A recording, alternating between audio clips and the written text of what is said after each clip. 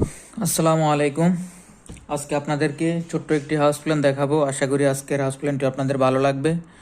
তো অনুরোধ করছি সম্পূর্ণ প্ল্যানটি শুরু থেকে শেষ পর্যন্ত দেখবেন, তাহলে সম্পূর্ণ প্ল্যানটি বুঝতে পারবেন। ঠিক আছে?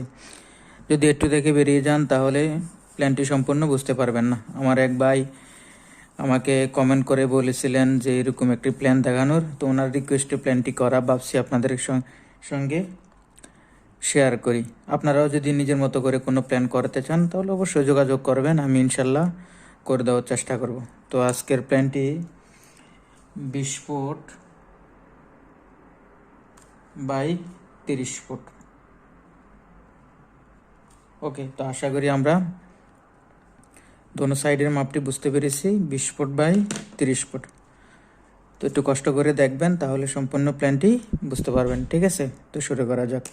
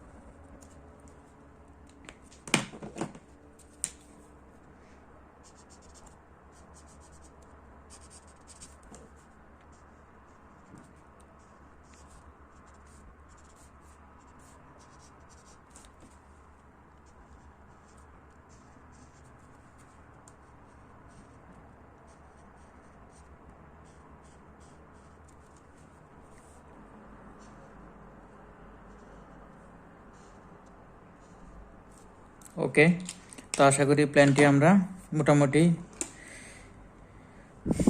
সাজিয়ে ফেলেছি। তো এবার আমরা প্রথমে জানালাগুলো দেখে নিব।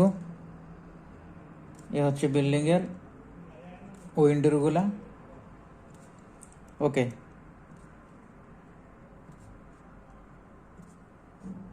And ventilation.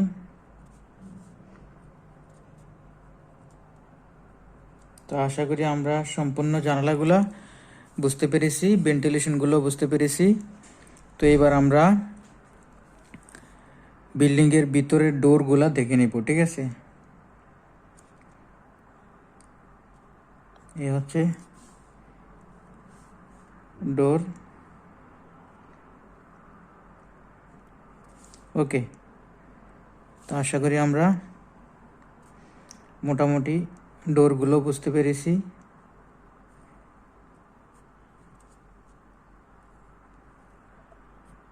ওকে, তো আশা করি আমরা সম্পূর্ণ ডোরগুলো বুঝতে পেরেছি। এবার আমরা বাড়ির ভিতরে ঢোকার গেট পাবো আমরা এই সাইডে। ওকে, আশা করি আমরা গেটটিও বুঝতে পেরেছি, দরজা জানালা এবং সম্পূর্ণ ইয়েটাই বুঝতে পেরেছি। তো আমরা কলমগুলো পাবো এসে এদিকে, এ হচ্ছে কলমগুলা। ঠিক আছে, তো আশা করি আমরা কলমগুলো মোটামুটি বুঝতে পেরেছি। ঠিক আছে,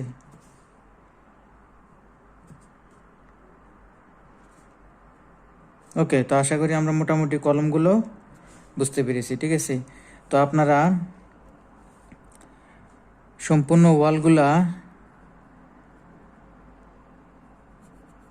5 ইঞ্চি করে দিবেন। ঠিক আছে, ভিতরে বাইরে। ওকে, তো আশা করি আমরা ওয়ালগুলো বুঝতে পেরেছি, কলমগুলো বুঝতে পেরেছি। ঠিক আছে, তো এবার আমরা রুমগুলো দেখব। ঠিক আছে, তো এই হচ্ছে আমাদের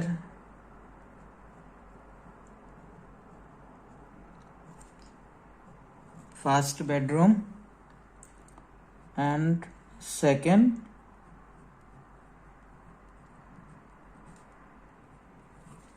বেডরুম। ঠিক আছে, তো আশা করি আমরা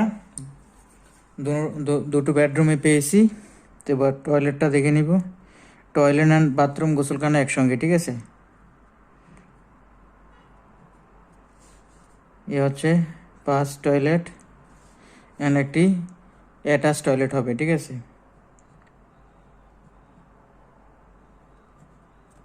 আশা করি আমরা টয়লেটগুলো বুঝতে পেরেছি। তো কিচেনটি হবে এই সাইডে।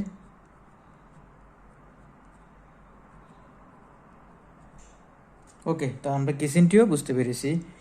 তো আমাদের ডাইনিংটি হবে এই সাইডে। ডাইনিং অ্যান্ড ড্রয়িং হবে এই সাইডে।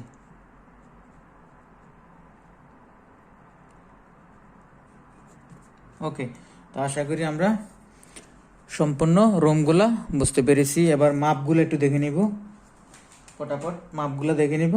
তো এই বেডরুমের মাপটি এই সাইডে 10 ফুট। ওকে, আর এই সাইডে 11 ফুট। আশা করি আমরা ফার্স্ট বেডরুমের মাপটি বুঝতে পেরেছি। তো সেকেন্ড বেডরুমের মাপটি হবে এই সাইডে 10 ফুট। ওকে, আর এই সাইডে 11 ফুট, 11 ফুট। ওকে, তো টয়লেটের মাপগুলো হবে 6 ফুট 4 ইঞ্চি, এটারও 6 ফুট 4 ইঞ্চি, এটারও 6 ফুট 4 ইঞ্চি। আর এই সাইডের মাপটা হবে 4 ফুট 9 ইঞ্চি, আর এই সাইডে 4 ফুট 10 ইঞ্চি। ঠিক আছে, তো আমরা সাথে কিচেনের মাপটি দেখব। 8 ফুট 9 ইঞ্চি। ওকে, আর এই সাইডে হবে 6 ফুট 7 ইঞ্চি। তো আশা করি আমরা বুঝতে পেরেছি। তো আমাদের যে ডাইনিং অ্যান্ড ড্রয়িং এর এরিয়া একসঙ্গে রাখা হয়েছে। তো এই সাইডের মাপটা হবে 8 ফুট 9 ইঞ্চি। ঠিক আছে, আর এই সাইডের মাপটা হবে 22 ফুট 2 ইঞ্চি। তো আশা করি মোটামুটি আমরা সম্পূর্ণ মাপগুলো বুঝতে পেরেছি।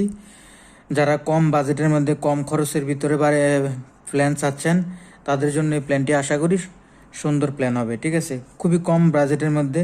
তো যদি আপনারা ভিতরে কোনো সিঁড়ি রাখা হয় নাই, আপনাদের বাজেট অনুযায়ী যদি আপনারা সিঁড়ি করে নিতে চান, তাহলে যে কোনো এক সাইড থেকে ভিতরেও এরিয়াটা থেকে সিঁড়ি তুলে নিতে পারবেন। তাছাড়া যদি আপনারা ভিতরে জায়গা নষ্ট করতে না চান, বাইরের থেকে কোথাও এক সাইড দিয়ে আপনারা সিঁড়ি উঠে নিতে পারবেন, কোনো সমস্যা নাই। ঠিক আছে, তো এবার আমরা স্কোয়ার ফিটটি একটু বের করে নেব। 20 ফুট বাই 30 ফুট। ঠিক আছে, তো 600 স্কোয়ার ফিট আসতেছে। ঠিক আছে, তো আশা করি আমরা স্কোয়ার ফিটটি বুঝতে পেরেছি। তো আমরা যদি পার স্কোয়ার ফিট 1500 টাকা করে হিসাব করি, যেহেতু নর্মাল কাজ হবে। ঠিক আছে, একতলা কমপ্লিট করতে আনুমানিক